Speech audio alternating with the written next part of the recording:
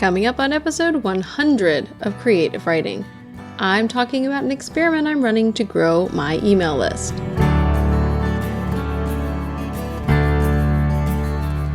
I can't go back to sleep, it's almost light. These restless thoughts have kept me up again tonight. Hello and welcome to episode 100 of Creative Writing. 100 feels like such a big number. We're in the triple digits, you guys. Triple digits. And also I've been podcasting for 2 years. The anniversary went by and I just sort of didn't acknowledge it. Oh, hey, there you go, 2-year anniversary of podcasting. How far we've come. I did a 1-year episode last year to kind of celebrate and did bloopers, but I don't think I really saved any bloopers this year. This year has been a blur, the second year of podcasting. So I don't really have a big celebration that I did, obviously, since it's over and I didn't do anything about it. And now here we are at episode 100, but I do have a couple fun things to announce. So I do have 2 winners. I was running 2 kind of contests for doing something for me. I made you do something. And the first one was I asked you guys to leave ratings and reviews on iTunes and send me screenshots, and a bunch of you left reviews. Thank you. Thank you. I stopped having the Australian guy read them. Nobody was really as into that as I was. So I decided to stop that. But I drew a winner of the people who left reviews and sent me a screenshot. And the winner was Heather from Food Hussy. She's the Food Hussy, at Food Hussy on Twitter. So thank you, Heather. You're one of the later entries and you won. So you are going to get access to my courses and books, and I will contact you with that information. I'm excited to give it to you. And also, I have a winner for my survey. Now, I will say that I really would love more survey answers from you guys. And so I'm going to run the survey. I'm going to announce a winner for a coaching call with me. And then I'm also going to do, someone else is going to get entrance into my course, Own Your List. So if you guys continue to fill out the survey, which has been totally kind of surprising to me about some of the answers. And so I really am no, more people must answer this so I can know. You can go to creativewriting.com/2017 survey to fill that out. Now, the first winner who is going to get a 45-minute coaching session with me is Rochelle Ria Cobb. And I'm super excited that we have connected. Actually, we've talked a couple times over email and other places, and random.org chose your number from the spreadsheet I took of people who left their emails after doing the survey. So woohoo, you're going to get a coaching session with me. So if you guys want to help me with the survey, to know what are the things you're interested in and how you like them. I asked, this is what really blew me away. How do you like to learn best? 45% of people who've taken the survey so far said reading. And I was like, oh, okay. Because I've been creating video courses, which I love. And I was kind of disappointed, actually. I was like, but okay. I can do things. I'm a writer, right? But I just really do like video courses. So this helps me know what to create for you guys, because I want to tailor things to suit you and find that happy place between what you like and what I like. So if you can, go take the survey. I will draw another winner in a couple of weeks. In the meantime, let's do a quick word from our sponsor, who is still Ambition Ally, the makers of Pop-Up Ally Pro. Now, I was realizing the other day that I actually have cardinal sins all over my blog because I redid the blog. I wanted to change some of my opt-ins and I wanted to change the theme, and I never put anything back. So if you go to my blog, there's one little measly place to sign up for my email list. So I'm actually going to be revamping. And the cool thing about using Pop-Up Ally Pro, which I have been using for about a year now, is there are 12 different ways, I think it's 12, that you can actually put opt-ins on your site.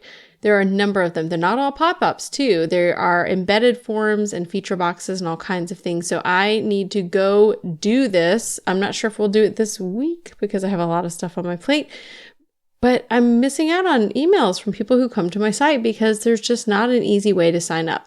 So if you are looking for an easy way to get people to sign up and you want more than one option, you don't just want one thing, or this is what I used to do. I had one company that I was using, one either plugin or app that I was using to do kind of a email sign up at the top of my site. And then I had another one that was doing the embedded forms. And then I had one that was the pop-up. And so it was all these different places that were collecting the emails for me. Now it's streamlined. It's one group. It's Pop-Up Ally Pro doing it all. So if you want to check them out, you can go to ambitionally.com/Kirsten. And I would love for you guys to go check them out because they're sponsoring the show, which I really appreciate.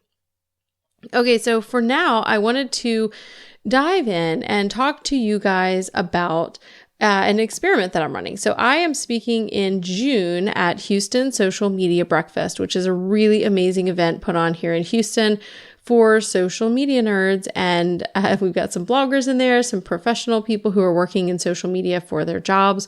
I always sort of feel like the weirdo in the group a little bit because I feel like everybody else is doing like a professional social media job. And so there are people in really nice suits and, also some people, I mean, there is a variety, but I will say, and if you're listening and go to Houston Social Media Breakfast, just realize whenever you see me, I'm always a little bit uncomfortable there because I feel a little bit out of place, but I'm speaking there, which makes me even a little bit more kind of like, except I love speaking. So it's cool. But Cami Hoysa, who has been on the podcast before, had asked me to speak. She is the founder of Houston Social Media Breakfast, and she asked me to speak on growing your list with social media. And I kind of was like, sure, yeah, because I almost say yes to anything people ask me to speak on if I remotely feel like I can. And then I was like, well, hang on. This is my mental conversation with me after talking to Cami.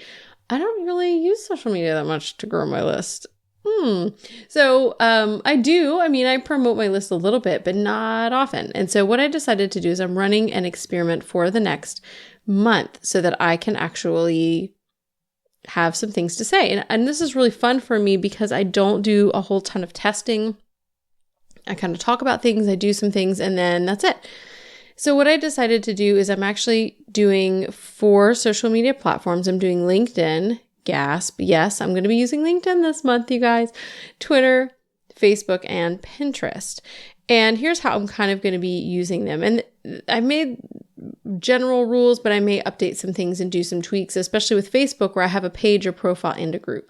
Okay, so here's what I'm doing. I'm using Recur Post. So I'm going to give you guys a lot of names of tools that I'm using to actually run this so that if you're interested in running something similarly, you can know the tools I'm using. Okay, so I'm using a free tool called Recur Post. They do have a paid option, but I'm using the free one, which has plenty of room and data for me. So I've got a couple of things linked up there. I just realized actually the Twitter one did not save. Oh, no, there it is. Okay, I had 2 windows open. So what I'm using for, I usually schedule Facebook natively, but I'm going to use Recur Post just because I wanted to keep everything in one place. And that's also kind of an additional experiment to see how my reach does. Using Recur Post. And so what I have done is I have 5 days a week, I've set up these social shares and I made 5 images and I kind of just changed the sizes for the social platforms, but it's the same 5 images, kind of different wording. And I'm promoting a content upgrade called Seriously Simple Social, which is a guide that I made last year and I kind of updated it before doing this, all about the different social media platforms and how you can actually find the best one for you that is the best fit for you. And I actually talked about this on the podcast and you can listen to episode 58 and hear about Seriously Simple Social and download it if you go to creativewriting.com/058. But what I've done is this. So here's where we start. We start with Recur Post. I used Canva to create images and also PicMonkey because Canva, the thing that drives me crazy about it, there's a few things that Canva doesn't do well and I have to go to PicMonkey. So I kind of use both. The one is if you're creating a certain image and then you want to change the size, you can't, at least not with a free plan. Maybe you can with a paid plan, but you can't change the size. So like when I created these great images for LinkedIn, the sizing was a little bit different for Twitter and a little bit different for Facebook. And I wanted to just adjust the size and I couldn't. So what I did was I went to PicMonkey, I opened up those designs, and then I was able to kind of crop them in a way that made them, didn't take away from anything, still had the words on there, but it was the right size for the social media platforms that I needed. So I used Canva and PicMonkey to create these images. And then I also used lead pages and I created, this is getting complicated, you guys. I went a little bit nuts. I think I probably could have taken a couple layers out of this, but I wanted to have as much data as possible. Okay, so I used Canva and PicMonkey to create images that I've put into Recur Post for LinkedIn, Twitter, and Facebook. Then I had those links all go to lead pages, and I created a different lead page for each place. So I did it for Pinterest, because Pinterest I'm using Tailwind, and I'll talk about that in a second. But I have a Pinterest lead page, a Twitter lead page, a LinkedIn lead page, and a Facebook lead page. Now, they all are the same. I duplicated them, but I had them all sign up to different forms. So that also means in ConvertKit, I have 4 different forms, all for Seriously Simple Social. And actually, if you go to the site itself, like the lead pages are landing pages. If you go to my blog post, if you go to episode 58, that's a totally different form as well. So I have these 4 different ways that you can get there, 4 different lead pages, 4 different forms, and then I'm using RecurPost to send them all out different ways. What that means is I'm going to have a lot of, different analytics, and maybe I can kind of see where people fall off. Like maybe I have, X number of visitors to the lead page, but then they don't actually go through and sign up using the form that's on the lead page. Who knows? And I'm interested to see which platform does better. So what I kind of did is for all of them, I just set up with RecurPost, you can kind of create a calendar. And so I just chose the best time for all the platforms. And actually, I didn't do that for LinkedIn the first 2 days. I chose a time, and I don't know why, and I'm not going to change it now. It's just there it is. But I'm only posting 5 days a week. I don't know why. That just seemed like a good thing. Maybe I didn't want to make more than 5 images, and I'm going to kind of recycle them after that first week and switch kind of what gets shared when or where. But I'm just going to keep promoting this freebie, and we're going to see what happens. And so then the other thing that I did, because I'm crazy, is I created pretty links for each of the social shares, because what I wanted to do also was to kind of track, okay, which images, since I used 5 different images, and some of them have like little computer icons, some of them have actual people and people's faces. One of them has the cover of Seriously Simple Social. So I'm interested to see what does the best. Now, Pinterest is kind of like the wild card, because it's a really different animal, I think, in terms of how traffic works and also the kind of images that work. And so what I did there is I created a pin from my blog post, and I'm just setting up to share that pin. And that pin is an image that I think will do well. It's the cover of the book. I redesigned it for this whole challenge. And I'm just going to keep on pinning that daily using Tailwind, and I'm pinning it to different places. I have some different boards I'm pinning it to, and I also am part of some group boards where it's relevant, and I'm just going to pin it every day, or actually for the 5 days of the week, for the month, and see how that does. Now, in terms of my follower counts, like if we're looking at, where I have the most people. So I'm going to go around here. Twitter, I have, I think, almost 6,000 followers on Twitter. I'm at 5,700. And my Facebook page is the worst, because I don't care. Once Facebook took away organic reach, I just didn't have the energy. I know what it takes to grow a page, and I don't want to. I am 6 people shy of 3,000 likes on my Facebook page. So it's not terrible. It's not good. Really, it's just okay. And I say that if you have like 200 and you're like, shut up about your 3,000. I've had this page, you guys, for a really long time. And so, I really have not worked on it. It could be way better for how long I've had it. I just don't work at it. For LinkedIn, I don't ever use LinkedIn. I should say that first. So I actually had to ask Anne Nguyen, who is a regular social media breakfast goer and kind of a friend that I've connected with over, just the social media scene here in Houston. And so I had to ask her, I was like, how often can I post on LinkedIn? If I post every day, is that going to be really weird? So she helped me out with that. Trying to see, LinkedIn I find very confusing to see how many people you're actually connected with. Okay, so it says 500 plus, but I think it's actually, okay, I have, 1,012. I have a hard time finding things. So I'm connected with 1,005 people. 1,012. One of the things I find very confusing, just as a side note about LinkedIn, every time I log into LinkedIn, it tells me people you may know, connect with them. And I have clicked connect on the same people, like Kelly Grant. I know you're listening. I have connected with you on LinkedIn every time I log in. I'm clicking the button to connect again, and it says an invitation has been sent to you, and it's not there. And then here's Heidi as someone I skated roller derby with, and I've connected with her every single stinking time I go to LinkedIn. It's very frustrating to me. I'm like, I've done this. Why? Okay. That was a side note. I'm not a huge LinkedIn fan. So, and then Pinterest is my biggest following. And so I think I have almost 8,000. We're going to head over to Pinterest right now and see exactly how many people I have following me on Pinterest. Oh, interesting. So it shows me there, but it doesn't show me there. Okay.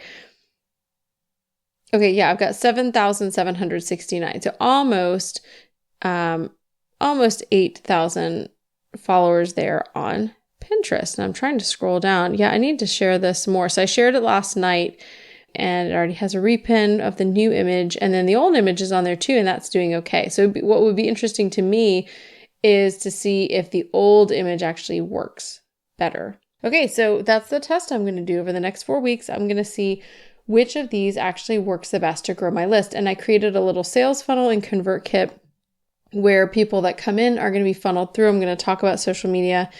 And then I made free in the foundation series one of the modules, which is on social media. And so I'm kind of funneling people down into the foundation series to help them kind of see what they need. So we'll see if I actually get some email subscribers and maybe even get some sales. So I've already got some people who are on there who are in the whole cycle. So yep, I went ahead and did that. I wanted to make sure. I was like, I think I did that, but I did. Okay, so that's my whole experiment. So for the next it might be actually 5 weeks until the second week of June, I am running these social media posts. I was really intentional about it. And that's something that I'm not often doing. I talked a few weeks ago on the podcast about how you should stop creating so much content because often we are not actually promoting the content that we have. And so this is one instance where I'm promoting the content that I actually have. And I'm interested to see what the results are because I can look in ConvertKit and say, okay, was this month better? Did it really have an impact that I posted 5 days a week on these different platforms? And I'm not sure. I expect that it will, but it'll be interesting. Like, what if LinkedIn goes crazy? What if everybody from LinkedIn goes and signs up for my email list? Well, that's a platform I shouldn't be ignoring.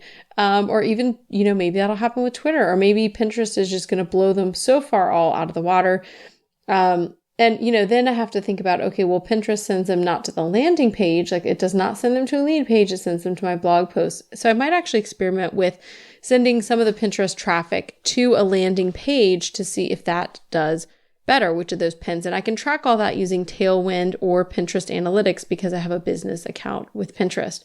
Okay, so Cheryl Russell asked in my paid membership community, is it possible to overdo analytics? And so a few of us discussed this in the paid community. And I think that was such a brilliant question because yes, I do think you can overdo it.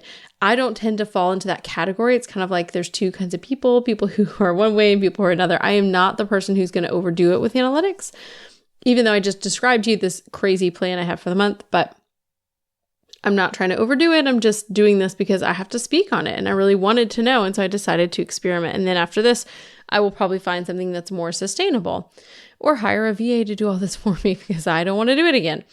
But the question about doing too much with analytics, yes, you can. But you also, if you're not using those analytics, which often I don't, then you're doing yourself a disservice because you're not actually paying attention to what's happening. Kind of like I mentioned the survey at the beginning of the episode. And again, please go take it, creativewriting.com/2017 survey. It is so helpful to me to know that 45% of you would rather learn by book. So if I create a course, and actually a lot of you said you don't want a course, you want books. So if I'm going to do something and create something, then should I just create what I want? Like, well, you may like that, but I'm going to make a video course anyway. Well, no one's going to buy it then, right? Okay. So I need to pay attention to my audience. And the same thing with analytics. You're doing yourself a disservice if you're not paying attention to the analytics, especially where they're free. And often they are. So often they come free with whatever you're using. Twitter has analytics. Facebook, if you have a page, has analytics. Facebook, if you upgrade to a business account, which really sounds fancy, but you should just do it because it's not fancy. It just gives you analytics, right? All of these things have analytics. I don't know about LinkedIn because again, it's not my jam. But you can actually test and see what's working. Tailwind has really amazing analytics. I use that to schedule Facebook post, I use Tailwind to schedule my Pinterest posts. And so, yeah, analytics are good, but you should pick a few of the metrics. And this is one of the suggestions from Matthew McCarrick from the One Verse Devotional podcast. He suggested picking a couple of the metrics, following those metrics, and ignoring all the other things. And he didn't really put it like that. He didn't say ignore. I'm using my words now too. Because I agree with this. I don't think you should pay attention to everything. It gets to be too much. It's overwhelming and then you get bogged down. But you need to pay attention to a few things. And I think it's really important to know just the basics of what people are interacting with, what they're sharing, what they're reading, what they're commenting on. So some of that's not even analytics. It's just paying attention. I like to pay attention to my open rates for email, also the response rates. Like, are people actually replying to them, or are they not replying to them? You know, what is actually getting engagement up? So I think it's really important to look at those analytics. And in this month, I'm really interested because that's what I'm going to be doing, is not going deep dive, but to see what people are engaging with. Because I think one of the important things is, what kind of images does one image work well overall on all the platforms? Or does one image work well on Twitter? One works well on Facebook, one works well on LinkedIn. Those are important things to think about. And that's not necessarily an analytics thing, but analytics will tell me, okay, this is the post everybody engaged with. And maybe, okay, did it have to do with the time of day? Or was it literally every time of day that I used this particular image, that's the image that worked, or that's the sales copy that worked? So I'm really interested to see how this works. I can't wait to share with you guys. I am closing in now on the time where I'm going to take a break from the podcast. And while I'm really sad about that, I feel like there just couldn't be a better time. I'm just feeling overwhelmed with my life and really wanting to get a handle on my home and my business and all the things, and also take a break. So even though I'm like, I want to take a break, part of that break is kind of like figuring stuff out and planning and setting up systems so that I'm actually working well at home. I mean, I'm at home, but working well with my home and kids and family, and also working well with my business stuff. So I'm very excited about that. It's coming in a few weeks, so I may have to do a special episode like, hey, I'm popping in June to show you this, or I may wait till the end of the summer when I come back and talk about all this stuff. So I'm very excited to share this with you. I do not have show notes right now. I may have them later in the week, but right now we're kind of just on the bare minimum because I have a lot of things going on. I do want to say, if you are interested, the Profitable Blogging Summit sale for the lifetime access plus the bonuses ends today. So you can actually buy lifetime access after this, but the bonuses are really amazing. And so if you're interested in those, I will tell you the biggest one, which is that Paula and I are going to do a 6-week mastermind with the people who purchase lifetime access. We created something called the Profit Planner that is going to help you make back the investment that you spend buying into the summit. And so what that gives you is 30 plus videos from experts and bloggers and social media people. And really the content this year has been great. The feedback has been fantastic. So you'll have lifetime access to those. And the Profit Planner helps match up. Like if you have a goal income in mind for the next 6 weeks, then we will help you learn to map out for yourself. So it's not just like depending on other people, but learn to map out for yourself how to look at your current revenue streams and then actually make that money. And then we're telling you, okay, if this is what you're choosing to do, here are 4 of the sessions from the summit that will help you like literally get the tangible things down that you need to make that money.